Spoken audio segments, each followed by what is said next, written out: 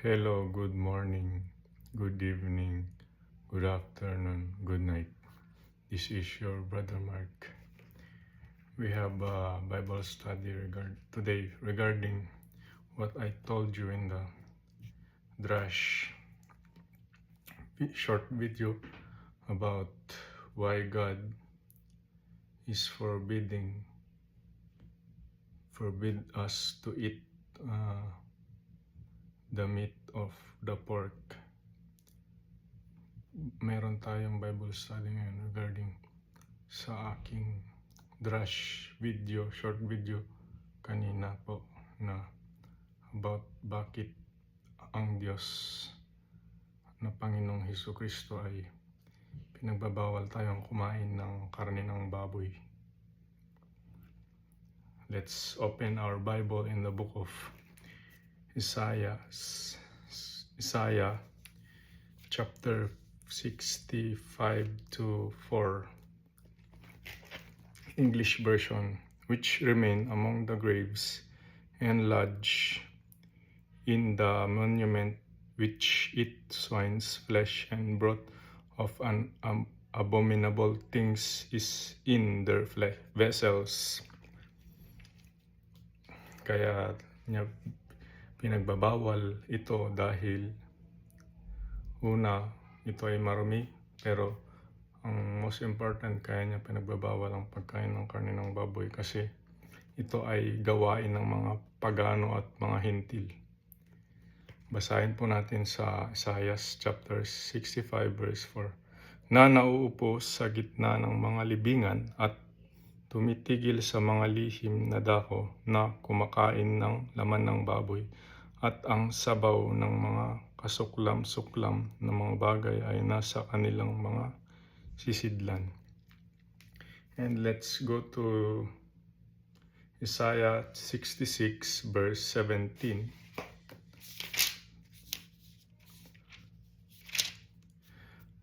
English version, they that sanctify themselves and purify themselves in the garden behind one tree in the midst, eating swine flesh, and the abomination and the mouse shall be consumed together, said the Lord.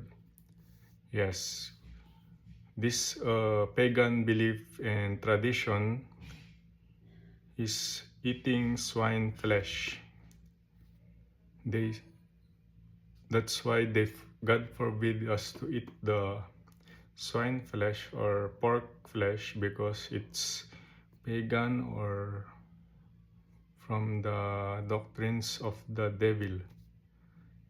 In Tagalog version, silang nangangapakabanal at nangangapakalinis na nagsisiparoon sa mga halamanan sa likuran ng isa sa gitna na nagsisikain ng laman ng baboy at ng kasuklam-suklam at ng daga. Sila'y darating sa isang wakas na pagkakasama, sabi ng Panginoon.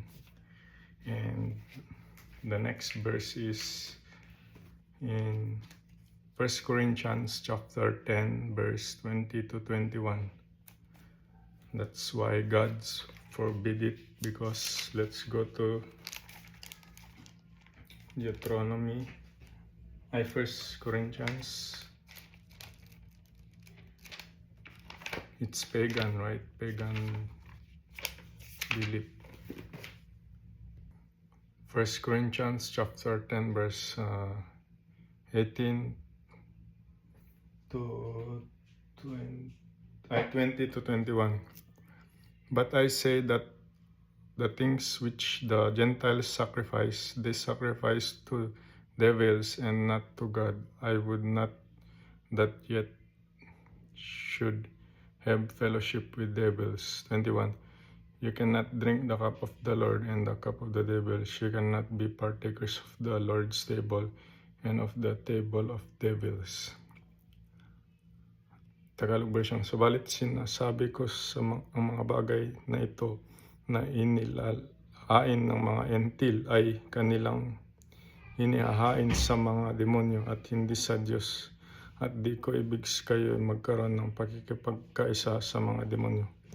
21, hindi ninyo mainuman ang saro ng Panginoon at ang saro ng demonyo, kayo hindi maaring makisalo sa dulang ng Panginoon at sa dulang ng mga demonyo. Amen. Hindi kaya pala pinagbabawal ng Diyos ang pagkain ng karneng ito dahil ito'y ginagamit ng mga pagano noong unang panahon sa kanilang pagsamba sa kanilang mga Diyos-Diyosan o mga rebulto. Diba sabi sa pag nababasa natin yung una, Isaiah 65 at 4, sabi doon ay ganito. Sabi ay ganito, nanaupo sa gitna ng mga libingan at tumitigil sa mga lihim na dako na kumakain ng laman ng baboy at sabaw ng sukulam-sukulam ng wagay at nasa kanilang mga sisidlan. Diba? Diba napansin niyo mga kapatid yun? Ay parang pagano kasi kumakain sila nasa sementeryo daw sila at may idols, tapos sabi kinakain nila yung karne ng baboy, kaya bawal ang pagkain ng karne ng baboy. But sa New Testament sabi niya lahat daw ay lininis, pero sabi lang yun ni Pablo kasi ang sinabi ng Panginoon sa Old Testament ay hindi na mababago. Siguro sinabi ng Panginoon yun na malinis na, o ni Pablo kasi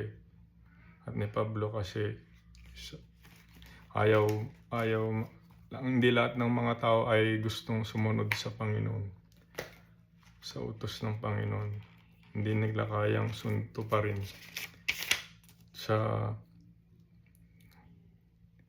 let's go in the diba sabi niya dun, kapag mahal mo ang Diyos, dapat if you love me, keep my commandments, sabi ng Bible. Tapos sabi niya, did you call me Lord, Lord, but you didn't obey and follow my teachings and covenants, sabi niya. Kaya importante pa rin ang Word of God na mag-obey tayo. Hindi ibig dapat tayo mag-obey sa sinabi ng Panginoon sa Bible. God bless. Baruch Hashem, our Lord Jesus Christ. God bless. Shabbat Shalom, and God bless and take care always. Keep serving our Lord Jesus Christ. Amen. Bye.